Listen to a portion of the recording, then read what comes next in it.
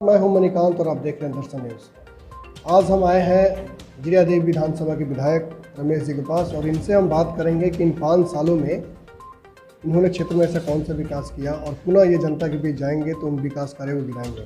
सबसे पहले विधायक जी आपका स्वागत है हमारे चैनल में। नमस्कार। विधायक जी 5 साल पहले जिन वादों को जनता को बताकर अब जनता के बीच गए, 5 साल समय बीत गया, पुनः आप जनता के बीच जा रहे हैं, तो उन वादों में कितने वादे पूरे हो पाए? देखिए 5 बरस पहले हम लोगों का जो मैनिफेस्टो था, घोषणा पत्र था, उस घोषणा पत्र में हम लोगों ने जितना वायदा किया था सभी वादों को हम लोगों ने पूरा किया और कुछ मोर्चे पर तो करीब 100% काम हुआ है और एक आध जो मामले हैं उसमें अभी 90% तक काम हुआ है। हमारी ये जो नेता है माननीय मुख्यमंत्री नीतीश कुमार जी, वो जो कहते हैं वो करके दिखाते हैं। उन्होंने जो पिछले चुनाव में जो वादा किया था बिहार की जनता से, उसे 100% पूरा किया। लेकिन 5 सालों में जो अपने सड़क, चिकित्सा और शिक्षा को लेकर जो वायदे किए थे, उसमें कितने खरे उतर पाए हैं आप?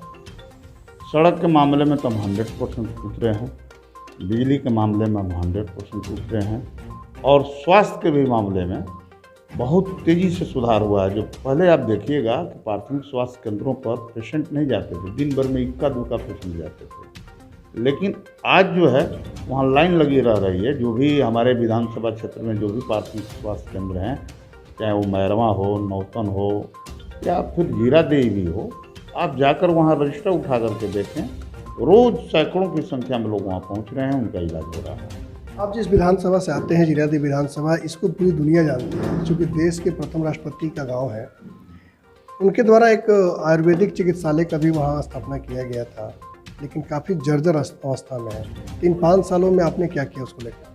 देखिए पहली बात है, हमने एक बार विधानसभा में, हमारे पास उसकी कॉपी भी होगी, आप लोगों को कॉपी भी दिखाएंगे हमने विधानसभा में क्वेश्चन लगाया था, लेकिन उस पर काम कोई नहीं हो पाया। ये ईमानदारी की बात है, सच्चाई है कि उस मोर्चे पर कोई खास प्रगति नहीं हुई है। लेकिन देखिए फिर आगे उसको और जिस प्रकार से प्रथम राष्ट्रपति का गांव है, लोग जिस तरह चाहते हैं वहाँ का विकास होना, लेकिन अभी भी विकास नहीं दिखता है। हालांकि पूर्व सांसद ने उस गांव को गोद भी लिया था, लेकिन आज भी गांव ऐसा ही है। देखिए ये बात तो आप पूर्व सांसद से पूछिए, हमने गोद नहीं लिया है किसी गाँव को। हमारे गोद में तो सब गांव है, पूरा जीरादेवी विधानसभा का जितना रेवेन्यू गांव है सब हमारा है। जिस तरह जीरादेवी है उसी तरह दूसरा भी है, तो हम गोद लेने का काम नहीं करते हैं। और जो अन्य जगहों पे विकास हुआ है वो जीरादेवी में भी विकास हुआ है। जीरादेवी में सारा इंफ्रास्ट्रक्चर मौजूद है। वहाँ कस्तूरबा गांधी स्कूल है, वहाँ पर इंटर कॉलेज है, हाई स्कूल है, भरथुई में है। उस लोकेशन में देखिएगा सबसे शिक्षा का सबसे ज़्यादा जीरादेवी में ही है, जीरादेवी पंचायत में ही है।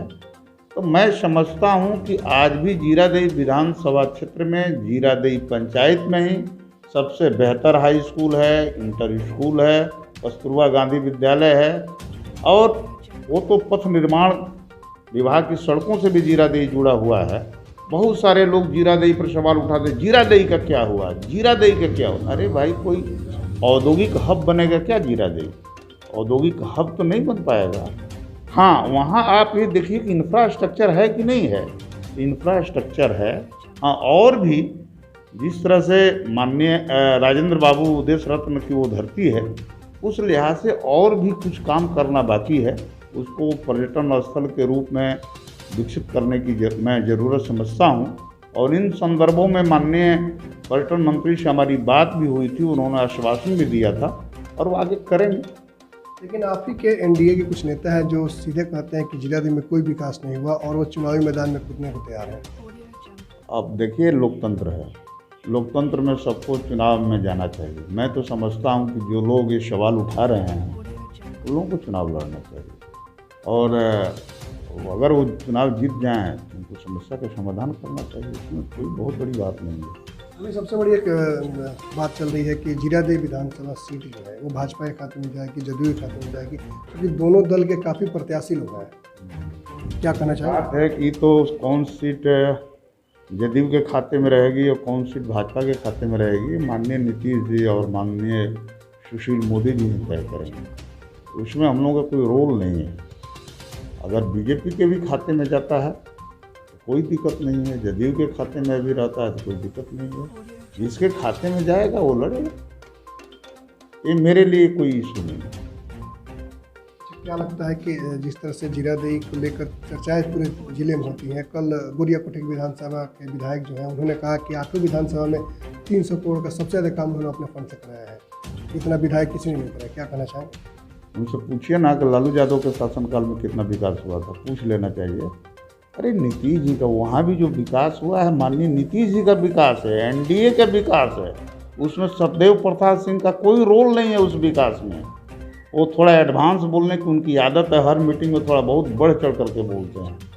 वो पूछे ना व्यक्तिगत रूप से उन्होंने क्या किया है, या जब उनकी सरकार 15 वर्ष पहले थी तो गोरियाकोटी में एक भी सड़कें बनी थी क्या? कुछ हुआ था क्या गोरियाकोटी में? ये नीतीश जी को उपलब्धि को अपने खाते में डाल रहे हैं, व्यक्तिगत खाते में डाल रहे हैं। उनका एक बड़बोलापन है, इसके अलावा और कुछ नहीं। विधायक जी, आपके विधानसभा में जाने की जो मुख्य सड़क है, जो मेन रोड है सिवान से मेहरान तक जाती है, आपके विधानसभा से होकर गुजरती है, वो काफ़ी जर्जर है। इन 5 सालों में देखा जाए तो उसकी स्थिति हमेशा दयनीय ही रहती है। देखिए, पहली बात है कि आप जानते हैं कि वो सड़क को केंद्र सरकार ने लिया था, वो राम जानकी पथ के नाम से। लेकिन जब वो सड़कें काफ़ी टूट गई थी तो हम लोगों ने काफ़ी प्रयास किया, माननीय मुख्यमंत्री से भी संदर्भों में बात की, और उसका टेंडर हो चुका है। टेंडर है 32 करोड़ कुछ लाख का, और उसमें 2 महीना से काम लगा हुआ है। मैं समझता हूँ कि आधा काम हो गया है, आधा काम बाकी है। वो भी जो है बीच बीच में जैसे जैसे मौसम खुल रहा है, बीच में पक्कीकरण का काम उसमें शुरू है। जाकर देखिए ना, 2-2 प्लांट चल रहा है, काम लगा हुआ है। और मैं समझता हूँ कि 1 महीना के भीतर सारा काम फाइनल हो। सड़क पर जो काम लगा है मेन रोड पे, कभी एमएलसी कहते हैं कि हमारे द्वारा प्रयास किया गया, सांसद कहते हैं कि मेरे द्वारा किया गया, आप कहते हैं कि आपके द्वारा किया गया। पहले एमएलसी से पूछिए ना कि वो किस दल में हैं, पहले ये तो पूछ लीजिए। वो तो नीतीश जी के खिलाफ भी मोर्चा खोले रहते हैं, भाजपा के बैनर लगाए रहते हैं। तो पहली बात है कि मैं ये नहीं कह रहा हूँ कि रमेश कुशवाहा ने करवा दिया, हमारी सरकार माननीय मुख्यमंत्री जी ने करवाया, एनडीए की सरकार ने करवाई है। विधायक जी, क्या लगता है इन 5 सालों में कौन सा ऐसा काम है जो आपसे नहीं हो पाया क्षेत्र में? देखिए, ऐसा है कि 100% कोई भी व्यक्ति सफल नहीं होता। अगर कोई व्यक्ति कहता है तो समझिए कि बहुत ही वो एडवांस बोल रहा है। देखिए, कुछ चीज़ें रह गई होगी। मैं नहीं कह रहा हूँ कि हमसे एकदम 100% सब कुछ हो गया होगा, लेकिन हमसे जहाँ तक संभव हो सका है हम जनता की समस्याओं को समाधान करने का प्रयास किए हैं। चाहे सड़क का मोर्चा हो, बिजली का मोर्चा हो, स्वास्थ्य का मोर्चा हो, शैक्षणिक मामला हो, हर जगह हमारे यहाँ डेवलपमेंट हुआ है। अगर आपकी फिर टिकट मिलता है, चुनाव लड़ते हैं, जीतते हैं, तो सबसे पहले प्राथमिकता क्या होगी? उस काम को, कौन सा काम पूरा करना चाहेंगे आप? देखिए, पहली बात तो ये है कि एक चीज़ मैं आप लोगों को बता रहा हूँ, हमारे यहाँ कोई औद्योगिक हब कभी नहीं बनेगा। जिसको लोग कहते हैं कि कल कारखाना खुलेगा कि नहीं, इस ढंग का विकास होगा। हाँ, छोटे छोटे अभी सरकार का पूरी पॉलिसी है, एक नई नीति बिहार सरकार ने लाई है, नई औद्योगिक प्रोत्साहन नीति के नाम से जाना जा रहा है। और उस नीति के जरिए हमें लगता है कि अब बिहार में स्वरोजगार पैदा करने की सरकार कोशिश करेगी। छोटे छोटे मैन्युफैक्चरिंग उद्योग पूरे बिहार में लगेंगे, और पूरे बिहार में लगेंगे तो जीरादेई में भी लगेंगे। जीरादेई कोई अलग से, वो कोई बिहार से कोई बाहर नहीं है कि वहाँ कोई विशेष कोई उल्लेखनीय चीज़ें हो जाएंगी। हाँ, इतना उम्मीद है कि अगर कोरोना नहीं होता तो हमारे यहाँ मेडिकल कॉलेज का शिलान्यास जरूर हो गया होता। ये मैरवा की जनता के लिए, जीरादेई विधानसभा की जनता के लिए और सीवान की जनता के लिए एक गौरव की बात है, गर्व की बात है कि अब लोगों को यहाँ से 150 किलोमीटर आपको पटना नहीं जाना होगा, गोपालगंज नहीं जाना होगा, बनारस नहीं जाना होगा। अगर ये मेडिकल कॉलेज यहाँ बन रहा है, इसका लाभ सीवान, गोपालगंज और उत्तर प्रदेश के भी जो बॉर्डर के लोग होंगे उनको भी मिलेगा। अगर इतना मौका मिलेगा तो पर्यटक स्थल बनाने का प्रयास करेंगे आप? देखिए, ये मैं ये घोषणा नहीं करता, हमको घोषणा में बहुत विश्वास नहीं है। हम लोग प्रयास करेंगे कि राजेंद्र बाबू की धरती थोड़ा और डेवलप हो, वहाँ पर्यटन स्थल डेवलप हो, लोग बाहर से आते भी हैं देखने के लिए, उसको और व्यवस्थित किया जाए, ये हमारी कोशिश रहेगी। ये तो जीरादेव विधायक रमेश कुशवाहा जी ने बताया कि क्षेत्र में जो विकास की इन्होंने बात जनता से की थी उसको 100% पूरा करने का काम किया है। अगर जनता फिर मौका देती है तो जीरादेव को आगे ले जाने का काम करेंगे। मणिकांत, दर्शन न्यूज़, सिवान।